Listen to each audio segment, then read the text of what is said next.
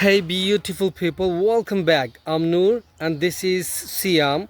Today I'm gonna say some sentences in Bangla and Siam challenge is to translate them into English.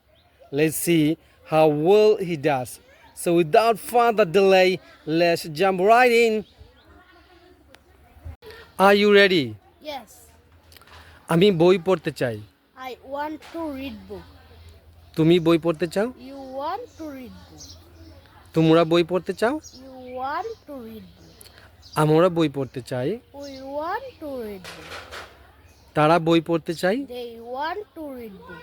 সে বই পড়তে চায়। He wants to read book. সে বই পড়তে চায়। She wants to read book. ইহা বই পড়তে চায়। It wants to read book. Usman বই পড়তে চায়। Usman wants to read book. সিয়াম বই পড়তে চায়। Siam wants to read book. Thank you so much. You're most welcome.